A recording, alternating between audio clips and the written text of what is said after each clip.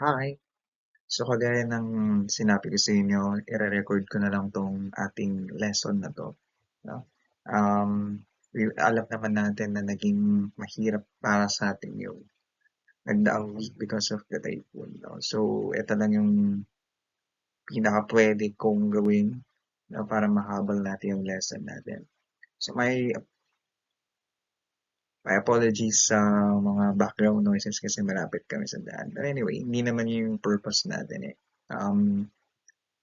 Hindi naman yun yung focus natin kumbaga, ang focus natin ito. So, without further ado, let's start now. So, our topic is the historical background of Philippine democratic politics. So, para tayong magtutour down memory lane, tingnan natin kung ano ba yung history ng politika dito sa Pilipinas, starting nung hindi pa tayo sinasakop ng mga Kastila.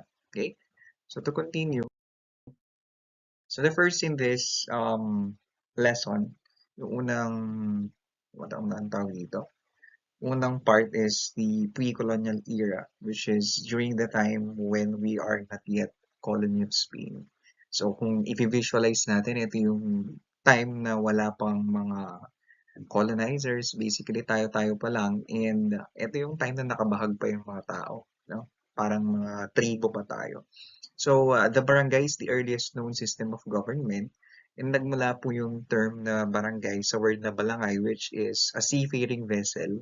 So, just to give you an additional information, and I know, alam niyo na rin to, the inhabitants of the Philippines, no, are from Malaysia and Borneo, and they came here in the Philippines through balangays, which are bangka, no? Which are boats, no? At yun yung nagdala sa kanila dito. And then later on, the term balangay was uh, or evolved into the term barangay, which is yung ginagamit natin ngayon to denote yung pinakamaliit na form of government here in the Philippines. Okay? So under the pre-colonial era, the government is under the leadership of the Raja, the Datu, or even the Sultan. No, we call them Raja, Datu, or Sultan. And during this period, meron na tayong existing systems, legal systems. Ibig sabihin, if you committed a crime, meron na pong actually mga laws, meron na mga sistema na sinusunod yung mga early Filipinos. For example, just to name a few, pagka nag-commit ka ng krimen, specifically, you stole something, ang kapalit nun ay yung kamay mo. And what do I mean? Pwedeng putulin yung kamay mo, daliri, o kaya naman ilulub yung kamay mo sa kumukulong tubig. So, meron ng mga sistema actually at meron ng mga batas na sinusunod during this time, yung ang mga early Filipinos. No? So, ang pinaka-highlight lang ng era na to is that, number one, yung establishment ng mga barangay from the word balangay na ginamit ng mga early Filipinos para makarating, no, dito sa Philippine Archipelago. Yeah. So, next is the coming of the West. So, ito na yung pagdating ng mga colonizers natin. And it started in 1521, in the year 1521, when Ferdinand Magellan landed, no, in the Philippine Islands. Ang pinakauna niyang napuntahan actually is Homonhon, the islands of Homonhon. Ito common knowledge na rin. Ferdinand Magellan is not actually um, parang hindi naman niya gustong puntahan ng Pilipinas. Ang kanyang hinahanap ay ang Homonhon Island. Sorry, ang Spice Island, no? Kanya nga lang, napadpad siya dito sa Pilipinas. Of course, nagpe-play na yan yung during that time. Hindi pa ganun ka-advanced yung, yung navigation, tama? Hindi pa naman sila ganun ka-advanced pagdating sa navigation. So, wala pa sigurong mga ang tawag sa mga ginagamit ngayon, yung mga radar, tama? So, napadpad siya, no, sa Pilipinas. So, when he landed in the Philippines, he named it Islas de San Lazaro. Okay. So, alam niyo naman yung story niyan eh. Na-defeat siya according sa mga sa mga historians ni Lapu-Lapu, which is a character in our past na pinagdedebatihan na totoo ba siya or hindi. But definitely, Ferdinand Magellan lost his life in the Philippines. And then yung mga kasama niya nakabalik eventually sa Spain at yun yung kinuwento. Kaya mas lalong na-curious yung mga Spaniards sa bansa natin. Okay? So, after that, so nagdaan yung mga ilang taon, marami actually nagtangka na bumalik sa Pilipinas given yung story ni Ferdinand Magellan. However, iyon lang yung nagtagumpay. And one of them is Ruy Lopez de Villalobos. So he led an expedition to the islands in 1543 and he gave the name Las Islas Filipinas to the islands of Samar and Leyte. So siya yung nagpangalan sa Pilipinas ng Las Islas. Actually, yung pinaka-term talaga dito is Filipinas. So in honor of King Philip of Spain, Felipe, yung Spanish term ng Philip, diba? So, Las Islas Filipinas. Pero, ito yung mga ibang books sinasabi, Las Islas Filipinas. So, both are correct naman. Okay? Now, to continue, in 1565, so European colonization began. This was the time na masasabi natin na the Spaniards really um, succeeded in colonizing the Philippines in the name of Miguel Lopez de Legazpi. Now, he arrived from Mexico, kasama niya yung 5 ships and 500 men, and he was accompanied by Augustinian monks, yung mga Augustinian friars, no, na unang nagturo sa atin ng catechism. So, long story short, nasakop yung Pilipinas. No, hindi man nagtagumpay yung mga unang tao, no, yung mga unang nagtangka. So, when he arrived, he successfully conquered the Philippines and the rest is history. Okay? Now, to continue, so when the Spaniards, okay, successfully conquered the Philippines and it became their colony, so nag-iba po yung system natin. Kung natatandaan niyo yung sinabi ko kanina, during the pre-colonial era, meron na tayong existing system, meron na tayong barangay, and we are ruled by Tatu, Sultan. Okay. Ngayon, nag-iba yon. So the Philippines now is led by the Governor General or Gobernador General, which is appointed by the King of Spain. So in the name of the King of Spain, pinapadalan is Governor General dito sa Pilipinas. So siya yung namumuno sa buong colony. Okay?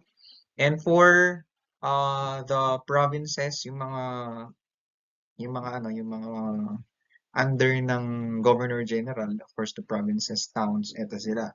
So there are 2 types of provinces during the Spanish era. We call the first Alcaldia, which means it is the province or these are the provinces that were fully under control by the Spaniards. Ibig sabihin, talagang in full control yung mga Spaniards mula sa taxes, mula sa mga basically lahat ng aspeto nung province na yun is controlled by the Spaniards. So we call them Alcaldia. And ang namumuno sa Alcaldia is the Alcalde Mayor. Okay? And ang pangalawang type of province ng time na yon is the provinces that were not fully subjugated. Ibig sabihin, hindi pa sila fully controlled ng mga Spaniards. Ibig sabihin, may mga areas pa na hindi nila naaabot or nakokontrol. So we call them corregimiento. And yung leader ng corregimiento is the corregidor. So galing yung word na probably galing yung name ng Corregidor Island sa corregidor na to, which means the leader of the corregimiento. Okay? Next, so yung mga town naman or municipalities ng time na yun, we call them pueblo. I know medyo familiar kayo sa term na pueblo, no? So pueblo naman ang tawag sa town or township and it is being led by the gobernadorcillo. Okay? So hindi siya mayor, hindi ganun yung tawag nung time na yun. We call them gobernadorcillo. Okay? And just to give you an additional information, yung poblasyon. I know you heard of poblasyon already. Yung poblasyon, ang ibig sabihin nun is the town center. Kaya madalas po yung mga barangay na poblasyon ang pangalan, siya yung barangay na nasa mismong sentro, no, ng town. Okay, fun fact lang din yan. Now, ang pinakahuli is of course the cabeza de barangay or the dato sorry, the barangay. So dinagdagan lang yung name ng barangay, naging cabeza de barangay during the time of the Spaniards, and they were led by datos. Okay? So that was the government structure, no, during the time of the Spaniards. Now, to continue, ang kasunod nun, of course, we were colonized by the Spaniards for 333 long years, no? And it was really uh, an era na hindi natin makakalimutan, no? Because of the atrocities, yung mga human rights violation na ginawa ng mga Spaniards against the Filipinos. So, there was a time na talagang sobra na, parang hindi na tama yung ginagawa nila. So that led to this next era, which is the drive for nationhood. So it was during this era when the propaganda movement was established. No? So the process of social political aspiration for reforms after the hardships and sacrifices under the Spanish tyranny. So it was a movement established by the Ilustrados. Ang tawag po sa mga tao na nakapag-aral nung time na yun is Ilustrados. So the propaganda movement was organized by the Ilustrados, namely Marcelo H. del Pilar. I know, kilala niyo siya. Of course, Jose Rizal and Graciano Lopez Haina in Spain. So they were in Spain actually when they established propaganda movement. No? Isang kilusan, we call it kilusan in Filipino, para bigyan ng edukasyon ng mga tao na hindi dapat natin hinahayaan na wala tayong human rights, na parang alipin tayo, no, sa sarili nating bansa. Okay? Next. So, the propaganda movement used a newspaper named La Solidaridad, which means the solidarity in English. Okay. They founded this newspaper and they use it in their fight for reforms to air the grievances against the colony. So, ang ginagawa nila, habang nasa Espanya sila, naglilimbag sila ng mga publication. Okay? They publish newspapers and then they send these newspapers in the Philippines, hoping na mabasa ng mga Filipinos yon para mamulat yung isipan nila, no? Para ma-educate ang mga Filipinos about their rights. Kailangan labanan kung ano man yung ginagawa ng mga Spaniards sa atin.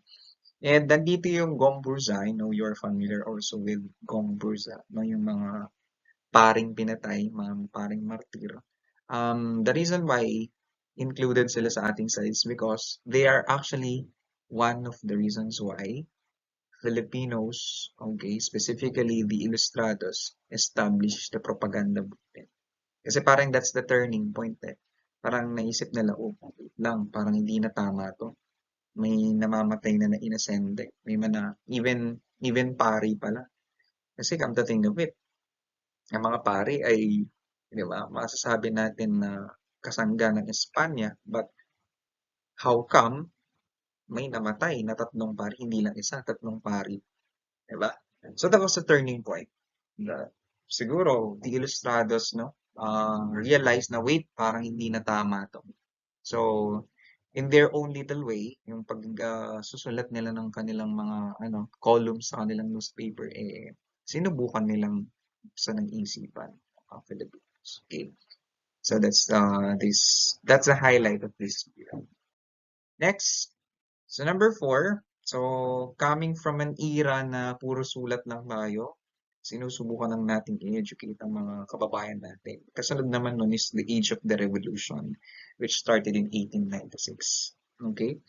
So, but before that, in June 26, 1892, Jose Rizal came back to the Philippines and established the civic society La Liga Filipina. So yung in-establish nila doon is the propaganda movement. And when he came back in the Philippines on June 26, 1892, so that was the time that he established La Liga Filipina, which aims for national unity, mutual aid, common defense, encouragement of education, agriculture, and commerce, study, and application of reforms. So as you can see guys, walang nabanggit dito sa aim or goal ng La Liga Filipina na mag-aklas, na mag-alsa. No? Eh di sana nilagay nila dito para labanan, para mag-alsa laban sa mga Spaniards. Eh walang ganun eh. Yung La Liga Filipina, malinis sa paraang tahimik niya gustong makamit yung rights natin basically, no? So, sir, nakalagay po dito, Revolution of 1896. Paano napunta sa revolution? You know, dahil nga namulat yung kamalayan ng mga Pilipino sa mga sinusulat ng La Liga Filipina and kanina yung propaganda movement. Tapos at times na-realize ng mga Filipino na, oh, teka, oo nga, no? Parang hindi na yata tama yung ginagawa ng mga Kastila sa atin. So we have to do something. And that started the revolution. Okay? Kaya malaking tulong yung education galing sa mga ilustrados, no? Kaya namulat tayo sa sa mga nangyayari sa bansa natin. Now, dahil nga nag-umpisa na yung revolution, okay, na itatag po yung lihim na kilusan and we call it KKK. It's a common knowledge as well, no?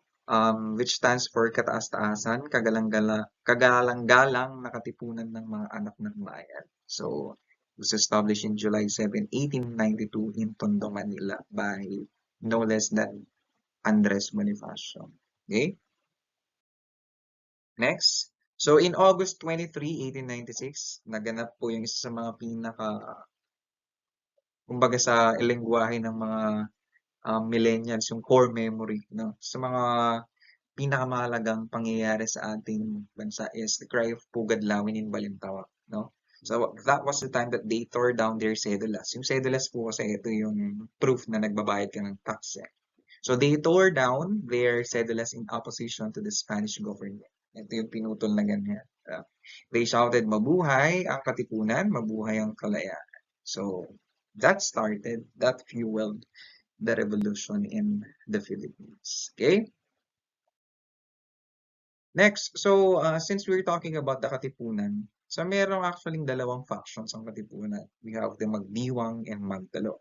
The Magdiwang faction was led by Mariano Alvarez, and the other faction, which is Magdalo, was led by Baldomero Aguinaldo. Okay, pareho lang naman under ng Katipunan pero may mga pagkakaiba sila pagdating sa ideology. No?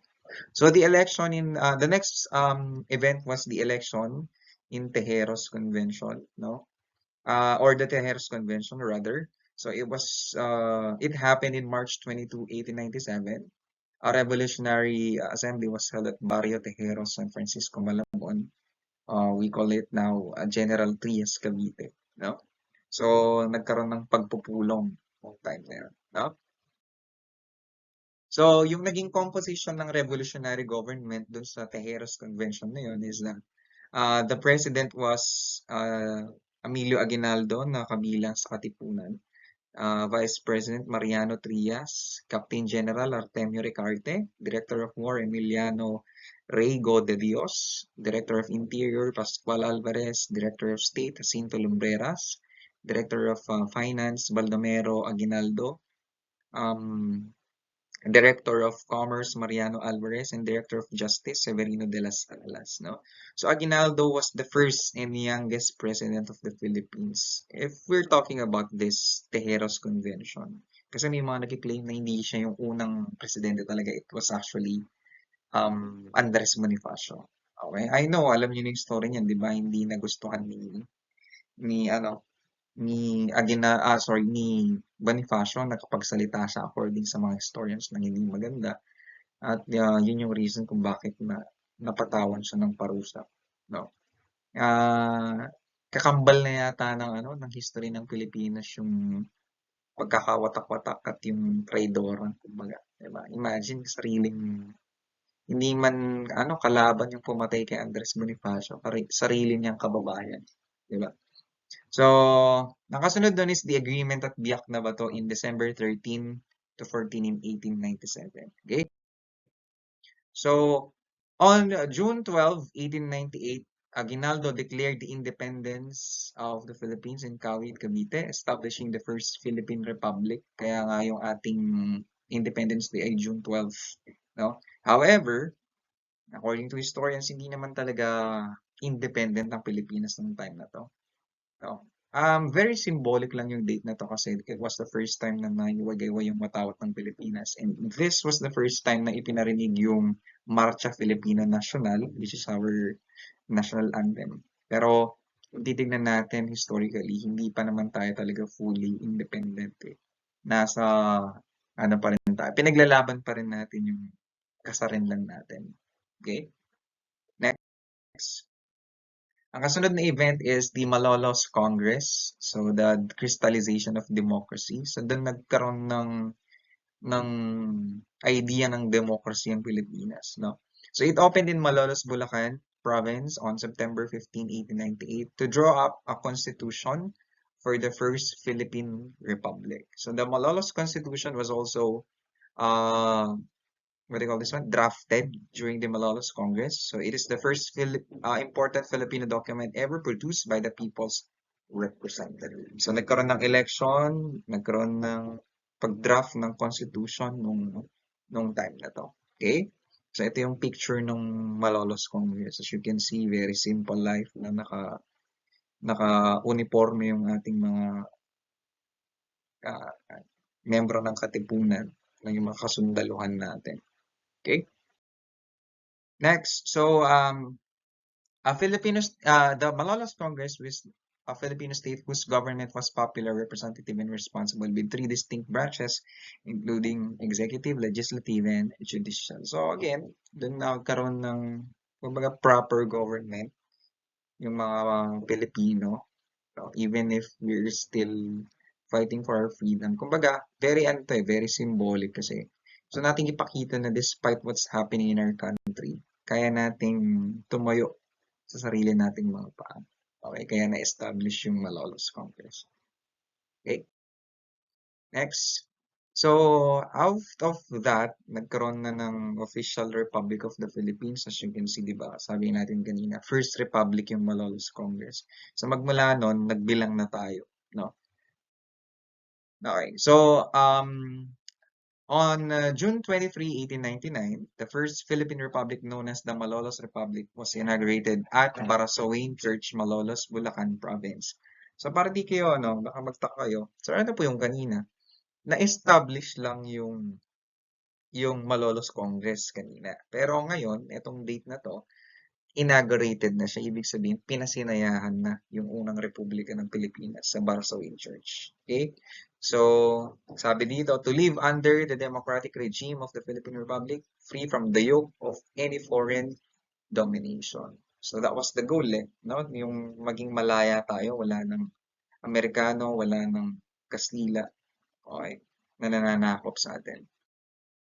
Next, so, ang kasunod is on August 13, 1898, during the Battle of Manila, the US captured the city from the Spaniards. Again, like I said guys, diba, kagaya ng sinabi ko sa inyo kanina, even if nangyari yung June 12, 1890, ano ba yan, 1898, 1896, let me see.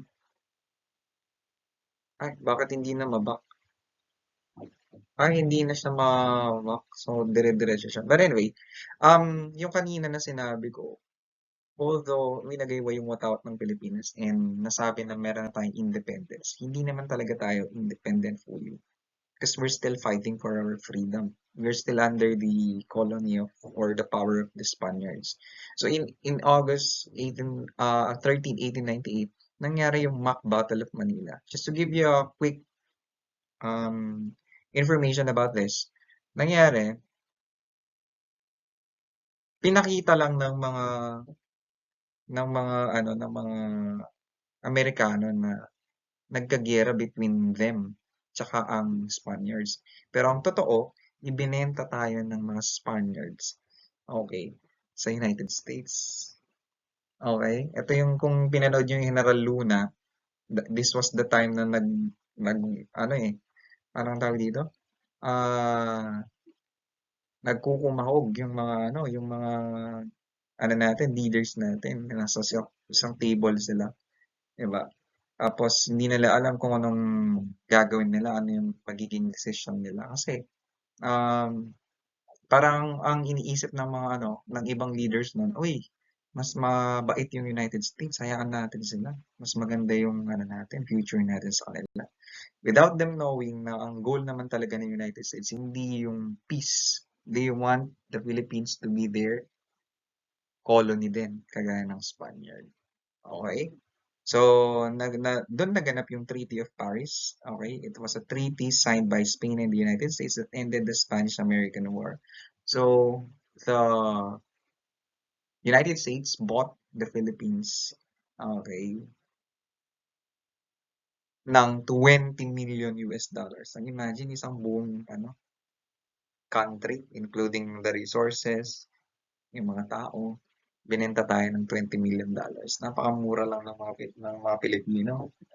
Eh, wala tayong magagawa. No? Remember, ano tayo, this was also the time na talagang watak-watak yung mga Pilipino kasi di nila alam saan ba tayo papanig. Will we defend the Spaniards, or i-welcome natin yung United States? So, napakagulo nung time na yun. No? Okay, next.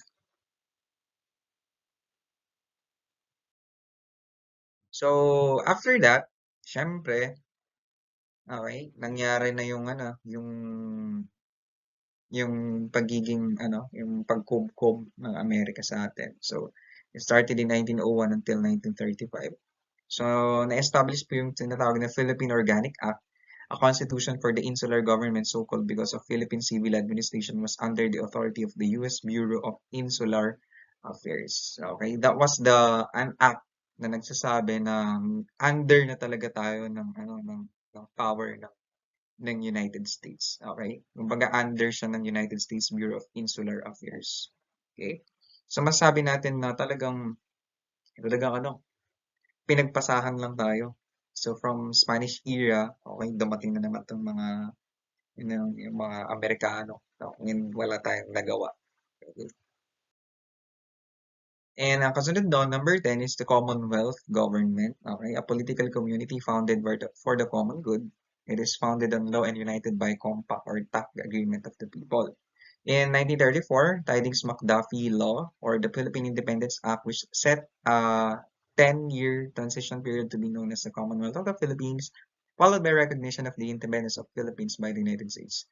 Ano lang, ang pinaka-highlight ng year na to was the establishment of the Commonwealth. Ang ginagandahan naman sa mga Amerikano is that hindi nila tayo ginawang kawawa masyado. Hindi tulad ng ginawa ng mga Kastila. Kasi dito sa Commonwealth, nag-establish na ng government na kung saan hinayaan nila tayo to govern ourselves. Under pa rin naman nila, o kung parang nasa shadow pa rin natin sila ng time na yan. Pero at least, kinagandahan yung mga leaders natin, Filipinos. Okay? Di ba nga yung naging president natin yung time na to is si Manuel Quezon. Di ba? Eh, ano na yun, malaking bagay na yun. Kasi parang pinapakita ng Amerika na binibigyan nila tayo ng kalayaan ng pamunuan yung sarili nating bansa. Pero, let's not forget na we're still under their power. Okay. So, that's the highlight of the Commonwealth government. No? And, ito pa pala yung highlight nila. So, nirecognize ng Amerika yung ano natin, independence natin. Okay. Ang original actually na independence ng Philippines is July 4, kagaya ng Amerika. Pero dahil symbolic yung pagwagayway ng watawat ng Pilipinas noong June 12, so yun yung naging Independence Day natin. Okay. Next. So, under pa rin ng Commonwealth government, so the 1935 Constitution was established. It was framed and approved by Franklin D. Roosevelt in March 1935. To give you an additional information, yung 1935 Constitution na establish sa Pilipinas nung time na to is kagaya rin ng constitution na sinusunod nila sa Amerika. So, kahit sabihin natin na parang we're on our own, may ano pa rin parang mayroon pa rin influence yung mga Americans sa atin. So, Manuel L. Quezon, the elected president of the Commonwealth, who featured a very strong executive, a unicameral National Assembly, and a Supreme Court composed entirely of Filipinos for the first time since 1901. Yan. So, naging, anong tawag dito? Naging presidente siya ng Pilipinas during the Commonwealth. Okay.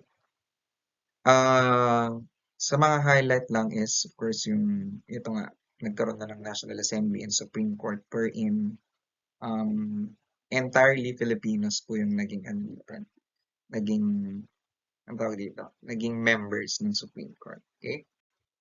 Alright, next. So, after the American regime in the Philippines, alam niyo naman yung kasunod, di ba? The World War II and the Japanese occupation. To give you a quick background, paano ba tayo na nadamay sa World War II? Kasi wala naman tayo sa scene, di ba? Hindi nananahimik ang Pilipinas, paano nadamay? Basically, ang nangyari is, di ba, nag-umpisa yung World War II anong tawag dito? Sa Germany, Italy, yan, yung Axis power na tinatawag. And then, sumali yung Amerika, basically. Okay? Sumali yung Amerika sa giyera. Napilitan siyang sumali kasi nadadamay din yung mga allies niya tsaka yung mga resources niya. And then what happened was, syempre, dahil kasali na siya sa giyera, it openly declared na, kami sa United States, sasali na kami sa war, officially. Ang nangyari, ang Japan kasi is part of the Axis power. Ang Japan, kagaya siya ng ideology ng Germany and ng Italy, gusto niya ng expansion, no? At mangyayari lang yung expansion na yun pagka kinubkob niya yung mga territory ng mga allied powers. Yung allied guys, ito yung United States, no? Tsaka yung mga kasama niyang mga bansa. So, ang nangyari, Japan, no, having in mind na merong established na regime ang Amerika sa Pilipinas, binomba nila, dinamay nila ngayon ang Pilipinas. So that started the World War II in the Philippines, no?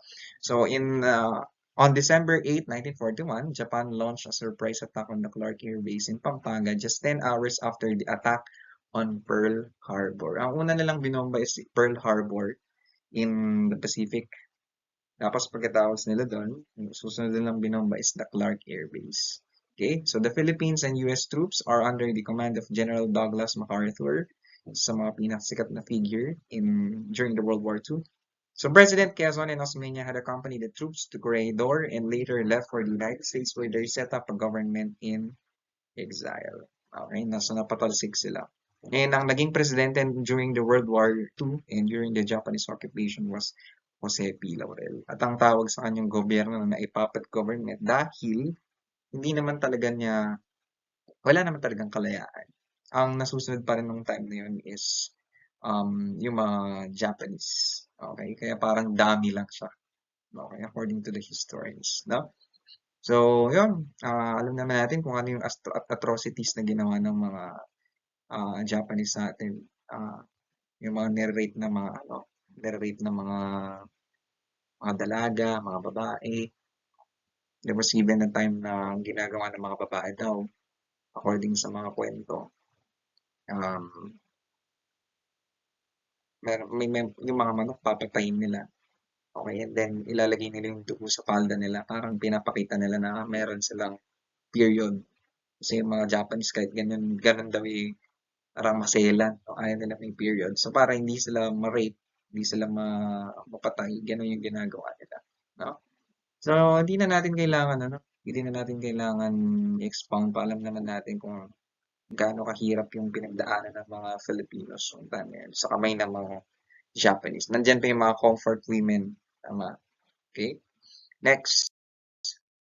So, after that, long story short, tapos yung World War II, napatalsik natin yung Japan, bumalik si MacArthur.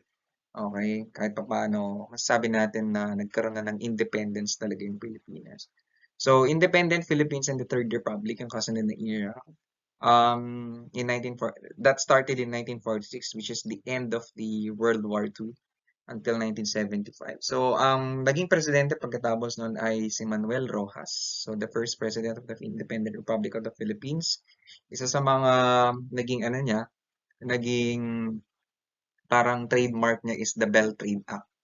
Okay. So, yung Bell Trade Act na to guys, it states na magkakaroon ng partnership yung Pilipinas. Malaya na tayo pero meron pa rin tayong partnership pagdating sa trade, sa economy. Okay, may mga import-export pa tayo, no, with the United States. So nandun pa rin yung influence of course ng United States. But then again, we're independent na. We're on our own na. Okay? Next, after Manuel Rojas, naging presidente natin si Elpidio Quirino. Okay.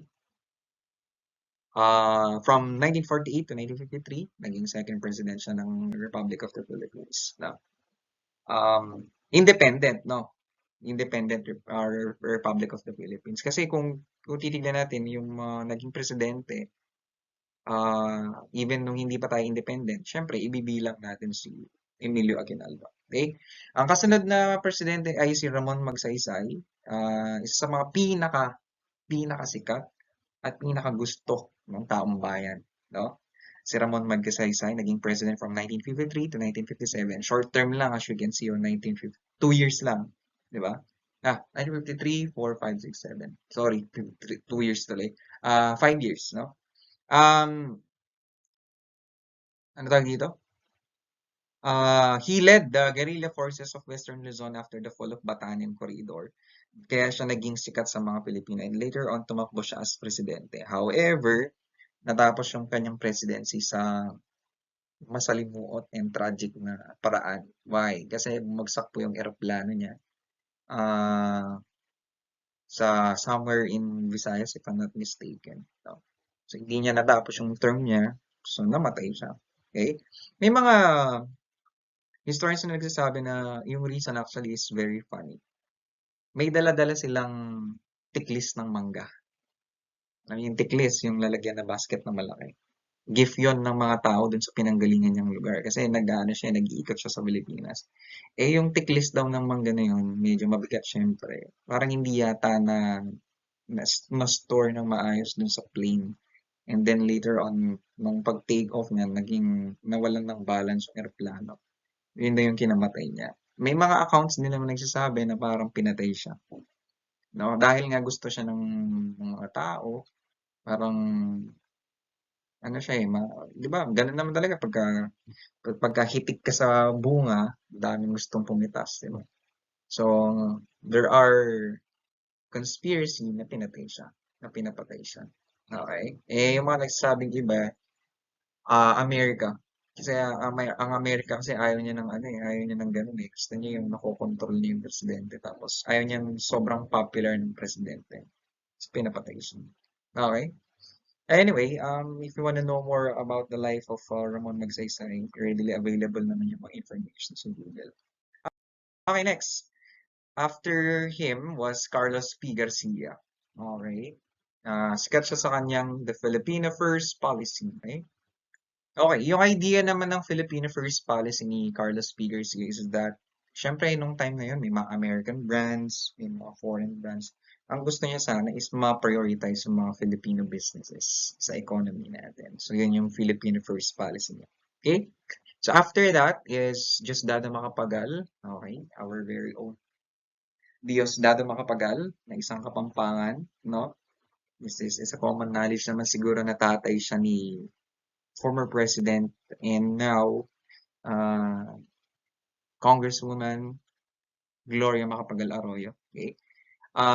Sa mga highlight ng kanyang presidency is agrarian reform, yung pagbibigay ng mga lupa sa mga farmers, and they call him the poor boy from Lubao kasi galing daw siya sa hirap, no?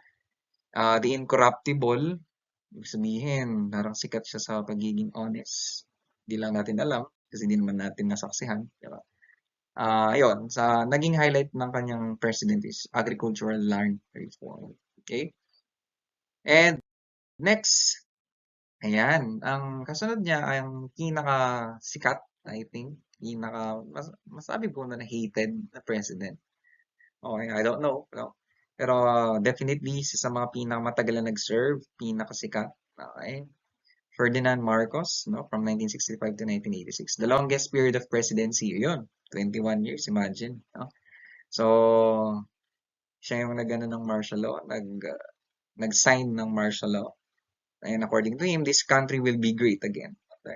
Okay? And the rest is history. Okay? Hindi ko na siguro kailangan i-expound po yun. No? And ang kasunod niya is Corazon Aquino y Cojuangco. Ito, na-share ko na yung life story nung last lesson natin. So, Corazon Aquino y Cojuangco, 1986 to 1992. So, the first female president, the mother of Philippine democracy, laban, okay? Naging malaking bagay yung EDSA revolution sa kanyang presidency, lalo na yung pagkamatay ng kanyang asawa. No? At siya yung imahe ng Yellow Revolution, which means freedom. Diba? So, naging question ko to sa inyo eh. Naging democratic tayo ulit at nagkaroon tayo ng freedom, but at what cost? Diba? Alright, next. After Cory Aquino is Fidel Ramos from 1992 to 1998. Highlight ng kanyang presidency, Special Forces of the Philippine Army na establish. And according to experts, naging Tiger of Asia ang Pilipinas. Nung time daw niya, ang ganda na economy ng Pilipinas. Well, of course, di na natin masyadong alam. Nung time na to, 1998, 2 years old pa lang ako. No? So, wala pa akong alam, basically. No? Pero according to experts, yun yung legacy niya, no? Naging maganda yung economy ng Pilipinas. Fun fact, alam niyo ba na nag-serve siya under Ferdinand Marcos? Okay? Philippine Constabulary, yun yung Philippine National Police nung time na yun. So, isa sa mga cohort, sa mga, naging kanang kamay ni Ferdinand Marcos na bumaligtad later on. Tapos, kasama niya si JP.E, si Juan Ponce Enrile. Okay? So, after Fidel Ramos, si Joseph Ejercito Estrada naman, 1998 to 2001, naging sikat siya sa kanyang era para sa mahirap na tagline. Hindi naging matagal yung kanyang presidency dahil sa people power to pinatalsik po siya dahil sa corruption and all. Okay? Tapos, all-out war yung nakalagay dito. Yung all-out war na tinutukoy dito is all-out war against the Abu Sayyaf. Yan. So talagang ginera niya yung Abu Sayyaf sa Mindanao. Yun yung naging legacy niya actually, no? Talagang binuhos niya yung resources ng Pilipinas para mapuksa, no? Matalo yung mga yung mga tawag doon, yung mga terrorist groups in the Philippines, specifically the Jemaah Islamiyah, ayan, MILF, MNLF, and the Abu Sayyaf. Okay? Next, the Fifth Republic. Okay. Fifth Republic ba? Okay. Anyway, so ang kasunod na presidente ay si Gloria Macapagal Arroyo. Ito, natatandaan ko na nung bata ako naging presidente siya. So, the second female president and the daughter of Diosdado Macapagal. Hindi lang nalalagay dito, pero just to give a quick information sa kanyang presidency. Isa rin sa mga highlight ng kanyang presidency is yung maganda yung economy ng Pilipinas nung time na yun. Kanya nga lang, kagaya ng ibang mga naging pangulo, hindi po nakaligtas ang kanyang pamumuno sa mga controversy. Like yung Hello Garcia, yung pandaraya niya. Okay, alam niya ng mga Pilipino yung Hello Garcia, para under the table na pakikipag-usap niya sa COMELEC nung time na yun para manalo siya. Okay? So kaya tignan niyo yung 9 years, 'di ba? Na-extend siya. Anyway, next is, by the way, anak siya ni Diosdado Macapagal Arroyo, so kapampangan po siya. Next, Benigno Simeon Aquino, si Noy Noy, naging president from 2010 to 2016. Highlight ng kanyang presidency is the implementation of K-12. Siya po yung reason kung bakit meron ko yung senior high school ngayon. 4Ps or yung Pantawid Pamilya program. Ewan ko kung yung nga yun. Tuwid na daan. Yan, pangako niya. And of course, hindi rin nakakaiwas ang kanyang presidency sa mga pambabati ko, specifically about what happens sa SUP 44. Yung mga namatay na mga ang chika daw dyan binalak niyang kunin yung reward. So, pinadala niya, supposedly dapat soldiers, di ba? Yung sanay sa jungle warfare. Bakit police ang pinadala niya sa Mindanao? The rest is history. Yun lang yung sabi-sabi. Ang gusto niyang solohin yung reward pag napatay yung terrorist na hinaharap nila. Okay. Ang dami pa actually, madaming nagsasabi na Dito na actually nag-ano yung dilaw eh. Yung nag-start yung hate ng tao sa mga dilaw, yung yellow, yung party nila ng Liberal Party. Okay? So that's Benigno Simeon Aquino. Sadly, okay, he passed away. I forgot kung anong year pero recent lang yun. No? And next is Rodrigo Roa Duterte.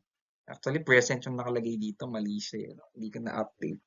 Pero, ang present, alam niya naman kung sino. So, Rodrigo Roa Duterte, sa mga sikat din.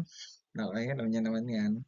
Ang highlight na kanyang pagiging president ay ang war on drugs, of course, ang very controversial na war on drugs. And yung kanyang pagpupush sa federalism.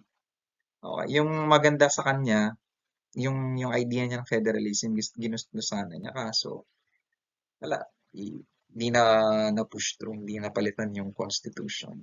Maraming pumigil. Okay. Pero yon naging controversial din ang kanyang presidency kasi yung mga sexist joke niya, yung kanyang bibig na nagmumura, even sa mga seryosong mga gatherings, no? And of course, yung kanyang war on drugs. Okay? So, naging highlight din ng kanyang presidency is yung pandemic nangyari siya. So, medyo mahirap yung pinagdaanan ng kanyang presidency. Madaming mga issues and mga challenges. No? Okay. And ang pinaka-present natin, although wala pa siya dito, is of course Bongbong Marcos. Kasi hindi na pa naman natin pwedeng ilagay dito yung picture niya eh.